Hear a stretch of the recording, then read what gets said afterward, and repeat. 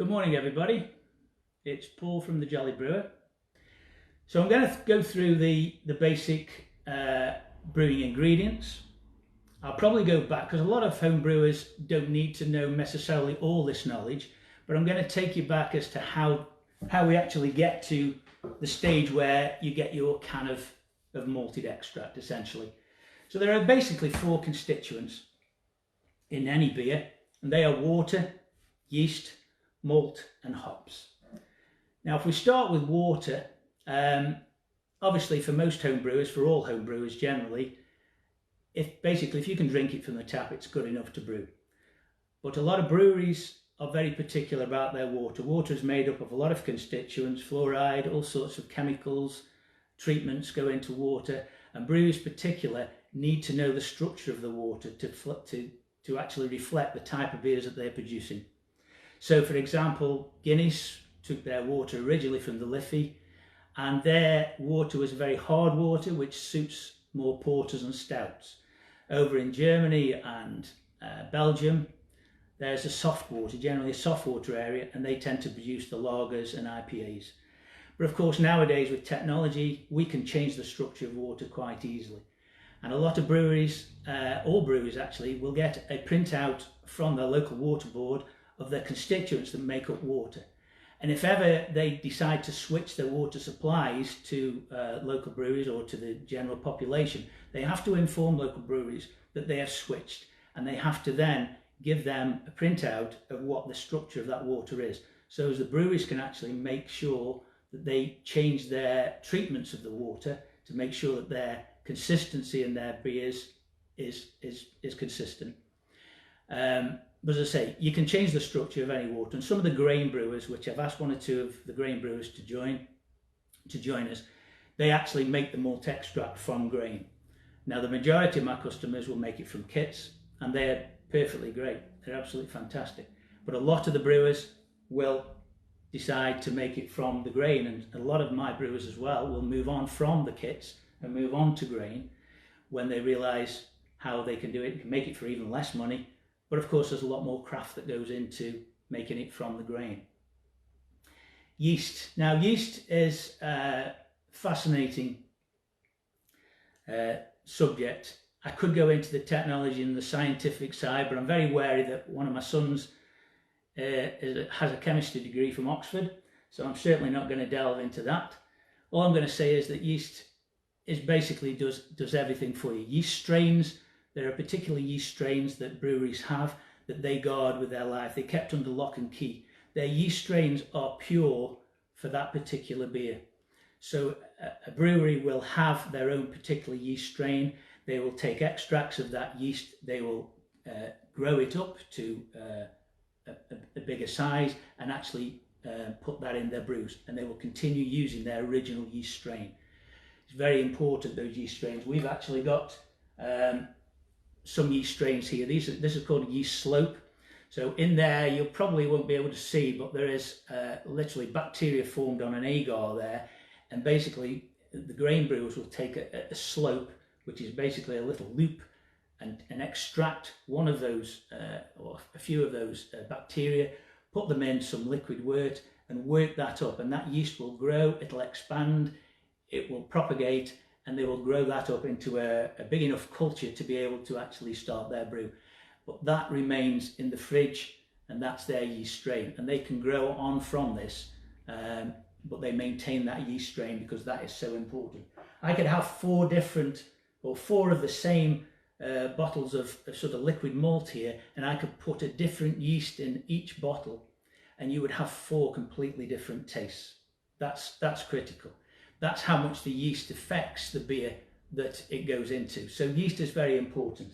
Now, obviously the beer kits come with their own proprietary yeast, but you can upgrade. A lot of people upgrade to the Cephale, the fermented yeast. There's Nottingham Ale yeast. These are higher quality yeast, and you'll get more attenuation. You'll get a better flavour profile.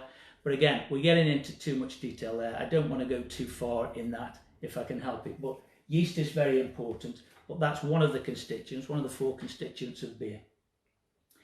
The other is, we've talked about the water, we've talked about the yeast. Hops, of course. Hops are very important. Hops were put into beer when it first came out. It was used as a preservative initially.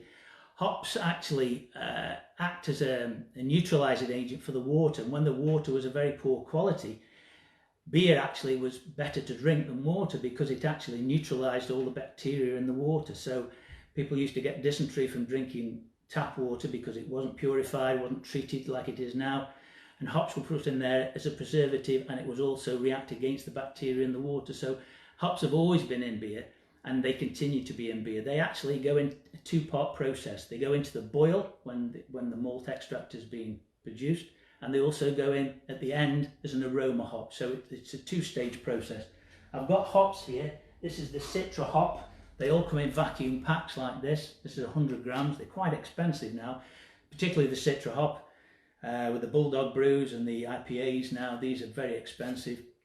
These come from the USA and Canada, but we do have a very large hop industry out in the east of England. They're grown on very tall vines, they're harvested every year, they're vacuum packed, and as I say, it's an essential ingredient for the brewing industry, absolutely essential.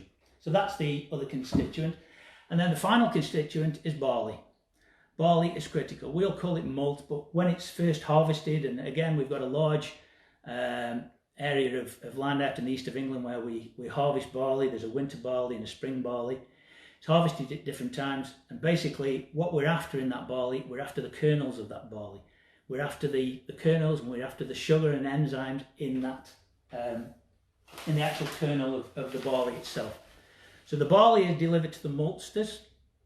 The maltsters collect all the barley, they check it for the moisture content, and what they do is then they induce a sort of a growing period. They steep it in water. It's called steeping. They steep it in water, warm water, and they induce the growth process. And what they want to do with that kernel is they want to try and open the kernel to release the sugars and the enzymes in the kernel of the grain. And when that starts to happen, and they know exactly when it's going to happen, they will actually freeze it at that. They won't freeze it, they'll stop the process. They will then dry that. It then goes into massive big vats where it is dried, warm air is blown through, and all that barley is then dried, but all the kernels have all opened, ready to release the sugars and the enzymes. So that's very important. At that stage then, it is taken to the kilns for processing, for heating, heat treatment. And from the kiln, depending on what kiln treatment you will get, and this is when it goes to malt, really. You will get base malt, which receives a certain treatment, but the same barley effectively can also be turned into chocolate malt or dark malt or amber malt. There's various different malts that you can create using the same barley essentially, and that provides different flavour profiles for the beer. Once we're at that stage, everything is bagged up into great big 25 kg bags and then sent off to the brewers. And the brewers then make up their beers dependent on which malts go into their beer. So you've got amber malt there, you've got base pale malt, and you've got the darker malts as well for the darker beers. Now bear in mind the majority of beers require a base malt. Base malt is usually a Marisotta, so the vast majority of the beers has 75% of base malt, usually Marisotta, but there's various base malts as well that you can use. So essentially base malt goes into this this massive vat. I've got the grain father here. This is almost like a mini brewery. This is a fantastic bit of kit. It does it all for you. It's Bluetoothed and everything else, but this is more for grain brewers. Some people just use a stock pot, but if we can imagine this as the brewery itself, all this gear comes in, the mixtures are made up, all the barley goes, or all the malts go into the vat. It's then steeped in water, and what happens is all this is put in baskets. All the water is washed through to release those sugars. What we're after is the sugar out of this. We're after the sugar and the enzymes, and the water is circulated back through and continually back through until all the liquid below becomes liquid malt. We've now got our liquid malt. We're left in the basket then with essentially all the gristle and the husk. The husk is taken off and is transferred over to taken to farm food, animal feed, something like that. But what we're after is the liquid. I just noticed that Craig has just come on. Craig Murray is a very good brewer as well. He does his own brewing, so I'm probably teaching him to suck eggs on this one, but he's got vast experience as well when it comes to grain. And a lot of the guys out there at the homebrew club, Staffordshire Homebrew Club, are great users of this shop here as well. So it's glad to see that Craig's on board as well. And there's now, I think we've got 38 people watching as well, so that's great to see. Thanks very much for joining us. So again, we've now got our worts.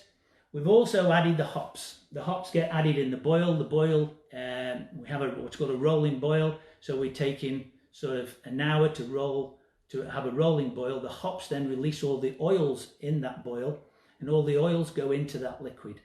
So the oils go into the liquid, and eventually you'll end up with a very, very hot liquid, which has already got the liquid hops in there. It's got all the liquid malted barley in there, but at this stage, of course, it's not being fermented. We now get to the stage where we've got the liquid malt. That then needs to be cooled very quickly, because what we don't want to do is to get any infection in there. So we need to cool it very quickly. Now, for example, the grain father, we have a cooling piece of equipment that goes in there, which cold water is passed through very quickly, which cools the wort, and it's now called wort, very quickly down, so you get to a fermentation temperature. And fermentation temperature in any brewing is usually around about 22, 23 degrees is perfect. Okay, so that's really the four constituents. We've now got our liquid malt. Now, when it comes to home brewing, of course, we don't get delivered 23 litres of liquid malt for you to brew. It would be impractical to do that. So what they do, the brewers, is they have to reduce that liquid back down to a treacle stage. And that's essentially what they do, and that's the kit, essentially. So what they do with that then, the majority of that liquid would then go off to pubs, or would then go to the brewing process, and the fermentation would start. But with homebrew, they would literally do a reverse situation. They would take the water and some of the sugars out of there and reduce it to almost a treacle. And that essentially is what is in there. Only you are then going to put the water back into there, what they've already taken out. And that's essentially what homebrew is. So you're just putting back the water and sugar that they have actually taken off. So the beer itself is the same product. The emphasis of what I'm trying to say is that the beer kits, the beer itself in there at the factory is the same beer that you're going to be drinking at home. And some of the beers, St Peter's Brewery, for example, they actually manufacture their own beer. There's the Cutch Brewery in Wales, they produce home brew as well. It is the same product. It's not like homebrew is any different than any standard pub. Some of these kits are just as good as any beer that you will drink in a pub. So we've now got our malt extract. This is a liquid malt extract. It's been condensed. All the sugar, most of the sugar has been removed from it, and we're now at the stage where we've got a tin that gets delivered to us with a yeast pack on the top. So what we now got to do is we've got to get it from there back into the wort stage. So what we do, first of all, and first and foremost, it's already got the hops in there, of course. That's also very important. What we've now got to do is we've got to make it back up to 40 pints. So the first thing we do, first of all, very important, there's three main considerations with home brewing, and the most critical one is sterilisation. We're all very aware of washing our hands at the moment. Home brewers have always done this. They've always, for years and years, they've always tried to achieve sterile conditions or clean conditions as best as they possibly can. Craig, what are you saying? Tiny Rebel. He recommends Tiny Rebel. Quite right, the Cutch. So we have that in stock as well. So what we've got, it's very difficult to read. I'm sorry guys, I'm trying to multitask. I'm not very good at this sort of thing. Is the bucket.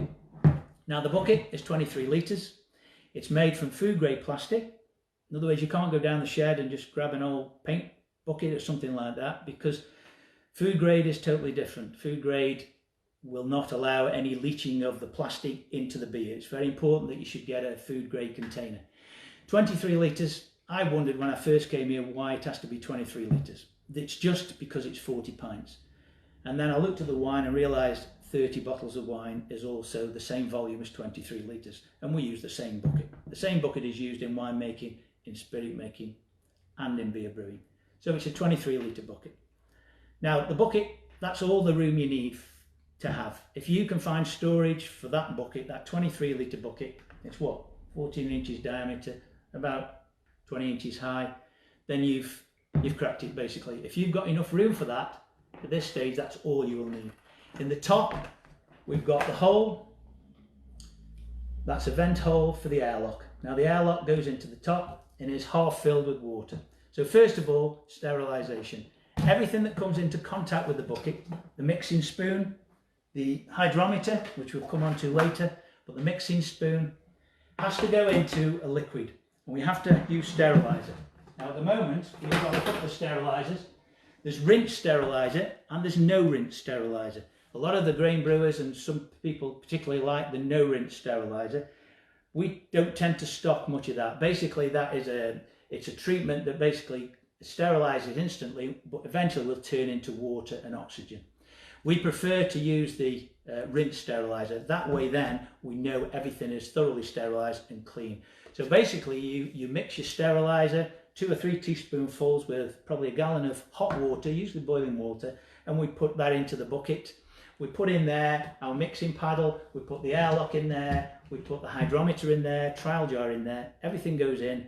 We give it a swirl around, give it a clean. Of course, this is not cleaning. You must make sure your bucket is clean first before you sterilise. Sterilising is not cleaning. Sterilising is making sure everything is thoroughly clean. So everything is washed down, everything is sterilised. You leave the steriliser in for around about 20 minutes. After that 20 minutes, we then rinse it thoroughly out with clean water. Make sure all our hands are clean and everything, and then we're ready to start. We don't do it in a dusty environment. We try and keep a fairly clean environment because there is bacteria in the air all the time. We can always get an infection all the time. So we try and keep the bucket and protect the bucket inside as long as we possibly can. So we've now got completely sterile conditions. We've got our bucket that's fully sterilised. We're now ready to pour the malt in there. Now this is like glue. It really is. It's like treacle. So a lot of people tend to put these in a pan of hot water to try and loosen it up a little bit. Others come in pouches as well. They can go into be submerged into hot water to try and loosen all the malt, so it's easier to pour out.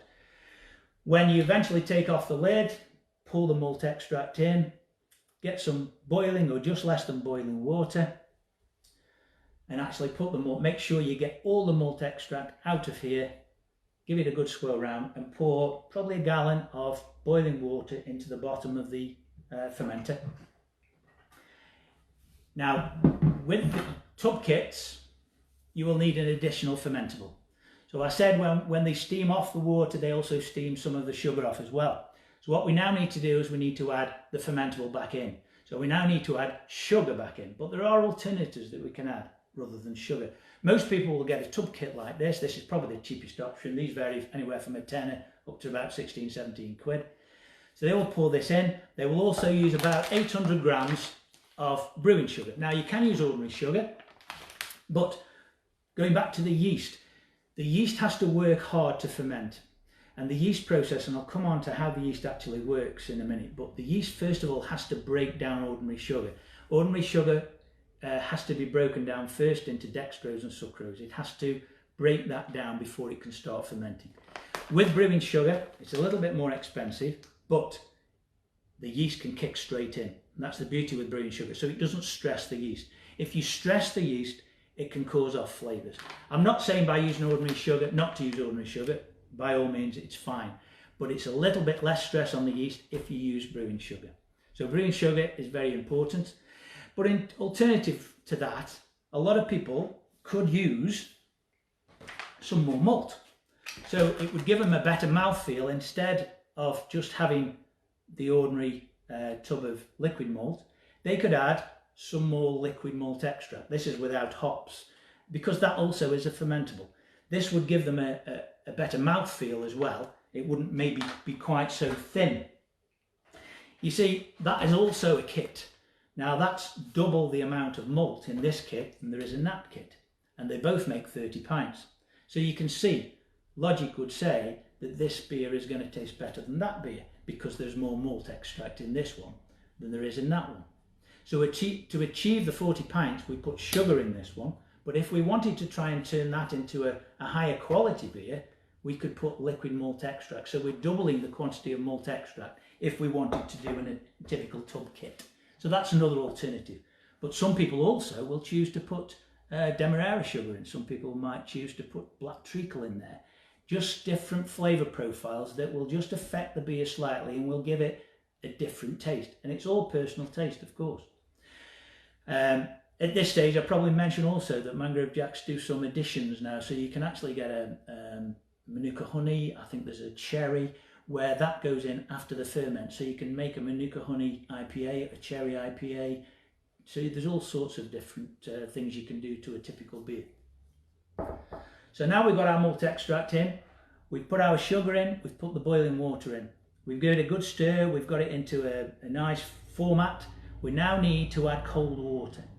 So now we've run the water off. The first bit, we make sure we've got rid of all the fluoride in the water, and we've topped up to 23 litres, stirring all the time, making sure everything's fully mixed. That's very important. Everything is fully mixed. I can see people logging on, and I am sorry, I can't quite read the comments, but I will come back to the comments. So if you keep commenting, I'll probably stop and have a read of some comments after this. So we top it up, we get to a good start temperature. Now you could use a thermometer, he says.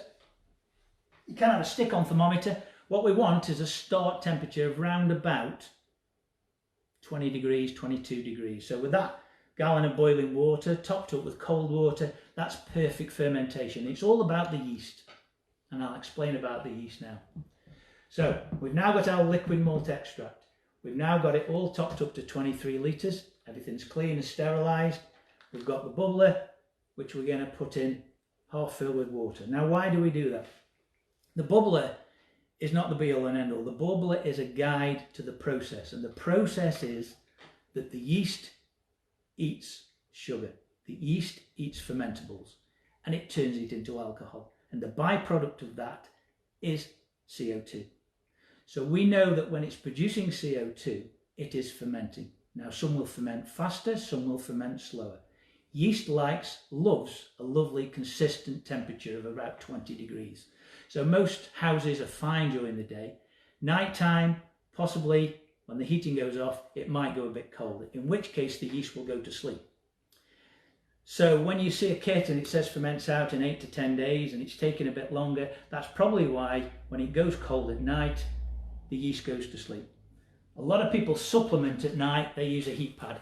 They'll put a heat pad down, plug it in, and that provides a trickle charge. It'll just maintain that 20 degrees temperature, so the yeast can continue working through the night, and rather than having to restart again when it gets warm again in the morning, it'll continue fermenting. And yeast does like, as I say, that nice steady fermentation, because any jumps and changes in temperature will affect the yeast profile. And as I say, it's a very delicate thing, yeast.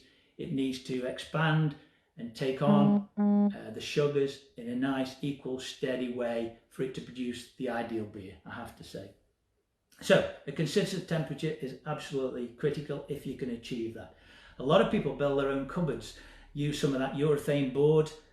When I first moved in the shop, Graham, the previous guy that owned the business, he had an insulated floor, insulated inside, and you could build one of these in your garage. All the doors were insulated. It provided perfect fermentation temperature, i.e. 20 degrees.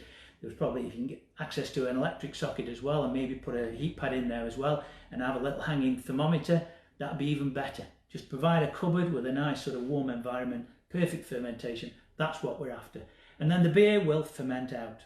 Now what happens with the fermentation? Yeast cell is a single cell organism. You can't see it with the human eye. It was discovered by Louis Pasteur in the 1800s when he could actually see yeast under a microscope. Thousands of years before they had alcohol. They didn't know why. Yeast exists all around us. It's on berries in the trees. It's on the hedgerow. Yeast is all around us. So they found evidence of alcohol in Greek pots. And the reason for that is that fruit would have eventually crushed down. The wild yeast on the fruit would have caused some form of fermentation. It wouldn't have been a particularly strong ferment. It wouldn't have produced very strong wine or beer, but it would have provided some form of fermentation, and they would have drunk it and they would have felt happy and got a headache in the morning and all the rest of it. But they didn't realize the process. And the process is the yeast cell grows from a single cell, it expands, It essentially has children. I like to think of it like that. It has younger people. The older ones tend to die. They eat the sugar, they get fat, and then they die. And the byproduct of that, the sugar cell goes through the cell wall of the yeast and goes in, mixes with the enzymes in that yeast. It then comes back out as alcohol and a gas. And the gas is the thing that comes through your bubbler.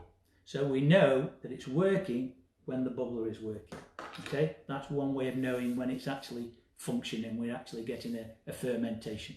Nice to see everybody. David Wilshire is on, Rob Salt is on. Nice to see you guys. Craig Murray. So now we've got, that's how the yeast works.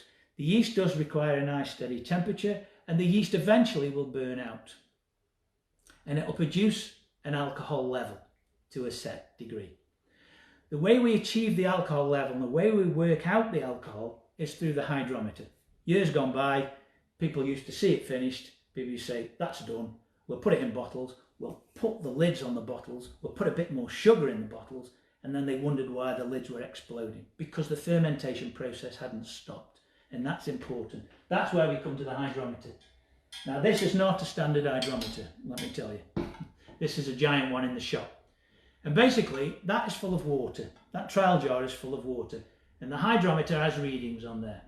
So I don't know whether we can get this out. It's very heavy. The readings on the hydrometer for water is 1,000. Okay, that's where my finger is there. Water is 1,000. So if I add 4 or 5 jars of water, and we had 4 or 5 hydrometers, they would all sit at 1,000. They would float at 1,000. And you take the reading level with the hydrometer. Very important, level with the hydrometer. If I was to put a spoonful of sugar in one of those trial jars, it would float. Okay? If I was to put a lot of sugar, it would float even more. A bit like, I think it's the Dead Sea, where people can lie on the surface of the sea and swim. They're buoyant. The buoyancy is increased. That's because there's a high soluble salt level in the Dead Sea. Salt is another soluble like a sugar. It's essentially fermentable, essentially. So basically it's the sugar content. Now obviously wine is 12, 13, 14%. So wine is up here, so it's going to float a lot more. Beer, 4, 5% is going to float a lot less. So beer starts around about 1,040, 1,030 to 1,050. Wine, you're up to 1,100. Okay, so we always record. It's very important to record the start gravity. So we either take a sample out of our wort with a little pipette, put it in a trial jar. I've got one here actually, one I made earlier, as the Blue Peter would say. So there's a trial jar. We put the sample of wort in the trial jar. We put the hydrometer in. We take a reading level with where it's reading. So level with the liquid, the meniscus of the liquid. And we record that reading on the box. Very important. We record that reading. So we record it, whatever it is, 1,052, 1,042, whatever. Okay? We write that down in a book or on the box on the date of which we started. So now, we now need to put the yeast in. That's before we've put the yeast. We mustn't put the yeast in first. This is before we've put the yeast in, okay? We now need to give it a final mix. We want to get that oxygen up to the top, get all the bubbles at the top, because yeast loves oxygen. So we get all the bubbles at the top. We then sprinkle the yeast packet that we get given in the kit carefully on the top. Some people stir the yeast in. Most people just sprinkle it on the top. We then put the lid down. We make sure it's fully clipped down. Everything's sealed. So we're almost providing an airtight seal. We put the airlock in. We put it in a warm location that we've already discussed, either with the heat pad or whatever, nice warm area. And then we leave it. And within 12 hours, 24 hours, you'll start to see the pressure on the lid will start to rise. Maybe the lid starts to bulb a little bit. And eventually that water level that starts off level will start to change as the pressure of the CO2 starts to come through. And that will blow through and that will bubble out of the top. So eventually you'll get a regular bubble coming through. Some are more vociferous than others. Some IPAs, some stronger beers will tend to bubble very quickly. Also, if it's too warm, it will bubble excessively quickly as well. And that's not always a good thing. I did tell you about yeast going to sleep when it's cold, but yeast when it's very hot can actually burn. So it's very important not to have the situation too hot. You shouldn't have it too hot as well. I did have one customer, name's anonymous, but put it in a conservatory in the middle of summer. It was 38 degrees and they wondered why it wasn't fermenting. But you live and learn. It's the best way to learn is to make mistakes. And people always get embarrassed when they ask me, but honestly, we've all made mistakes. We've all made mistakes, and it's always good to learn from other people. So a nice steady temperature, that starts to bubble away, and will just bubble away nice and steady, dependent on which beer you've done, for a period of 7, 8, 9, 10 days, possibly longer. Okay. Now you've already supplemented it with sugar. Some people want to put some more hops in. You could throw a few hops in if you wanted as well, but don't forget the hops are already in this beer anyway. So, most people just use the kit, put some sugar in, and away they go. So we try and maintain that temperature. We don't want to start lifting the lid off too many times to check it, because you'll get a scum on the top and you'll think, oh, that can't be right. But don't worry, it's just fermentation. There'll be what's called a lees that will get on the top of it, but again, don't worry about that.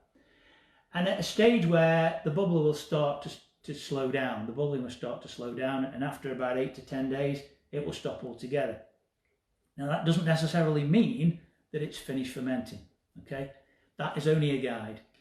And this is where the older guys in years gone by assumed it had finished, bottled it up, and then we have the exploding bottles and all the rest of it.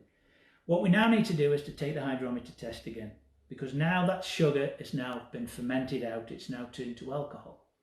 And we now need to find out what the final gravity is, okay? So it might give you on the boxes or on the tubs, it might tell you what the final gravity should be. Now with beer, it's always slightly above water, the water level, if you like. Water, we said it was 1,000, so beers usually end up around about 1,004, 1,005, 1,006. Wines go below 1,000. So beers, we get a reading of just above the 1,000. It's always very difficult to read, obviously. You need glasses on or whatever you need, but you will need to read level again with the line. So if you've got a pipette that can extract some of the clean wort from there, so you very carefully lift the liquid lid. Don't take the lid off completely because we're protecting it from the air. And it's very important that we don't get any bacteria in, again, from the outside air. Even though you might be in what you think is a clean environment, we only need a small amount of bacteria in there for it to cause the beer to go off. So that's very important that we just protect.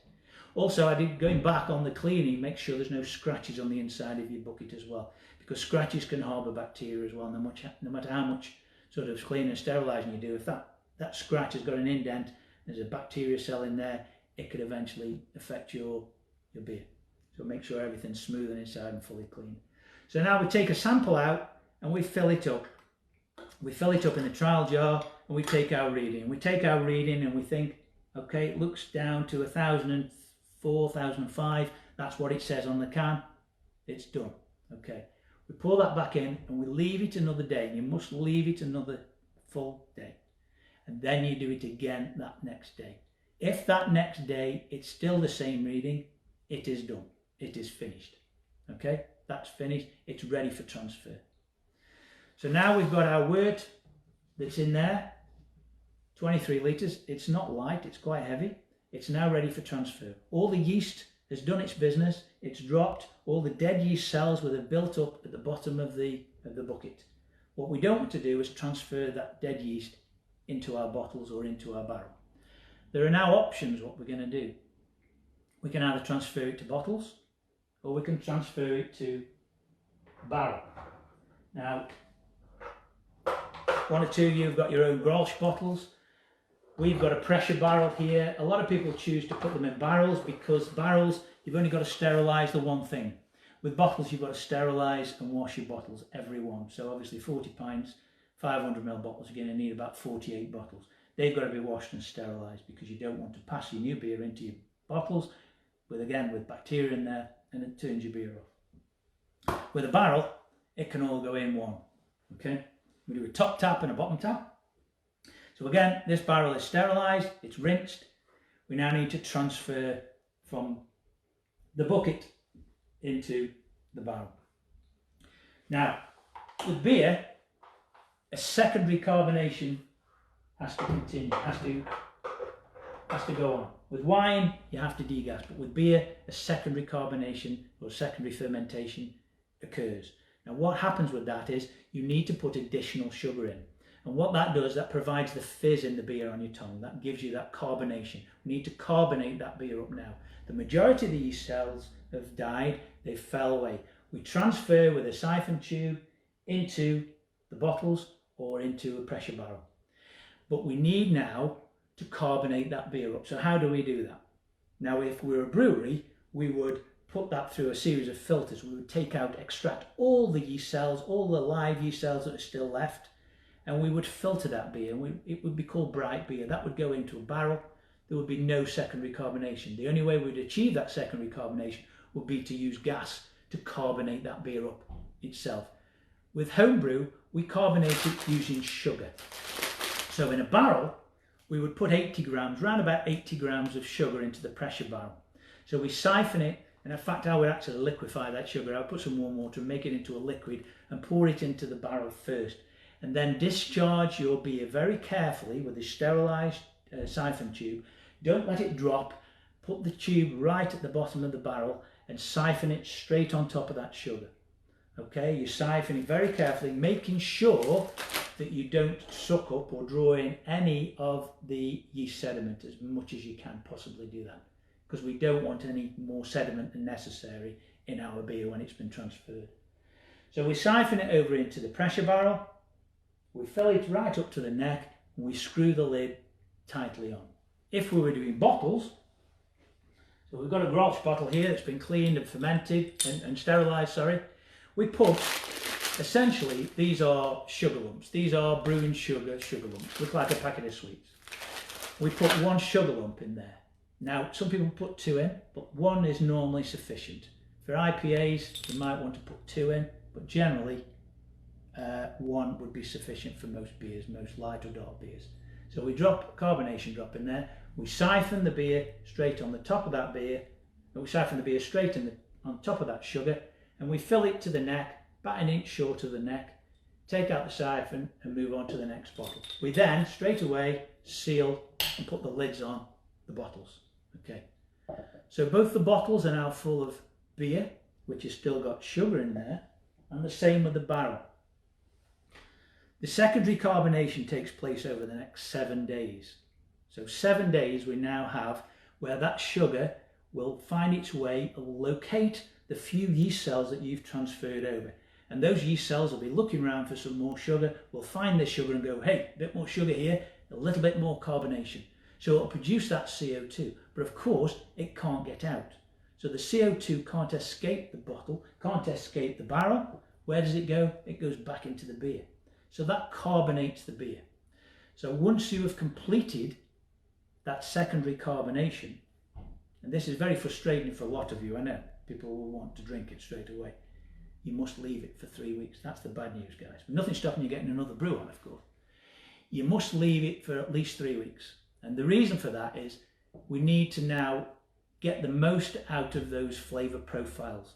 Let everything settle, let everything mix, let that yeast mix with that malt, with all the enzymes, and to produce that beer. We have so many people that said, well, that beer was okay, but when I got to the 40th pint, it was gorgeous. And that's because that 40th pint had been left the longest. So if you can leave it for 3 weeks, even 4 weeks, the beer will taste fine. Will taste absolutely beautiful. I've had beer in the kegs for 6 months. You know, there's no panic. It's not like you're going to have to drink it very quickly. Some people will, but that beer will be fine in your keg for 3, 4 months easily. Okay. You will get a little bit of sediment that drops out because that little bit of yeast will have found that little bit of sugar, and there will be some sediment on the bottom of the pressure barrel, and there will also be a little bit of sediment on the bottom of all the bottles that you've filled. But if you pour it carefully, sometimes that yeast goes quite hard anyway, so you can actually pour the beer out without disturbing the yeast. It is a very small amount. It's not like the initial fermentation. And that's essentially it, guys. That's essentially it for brewing.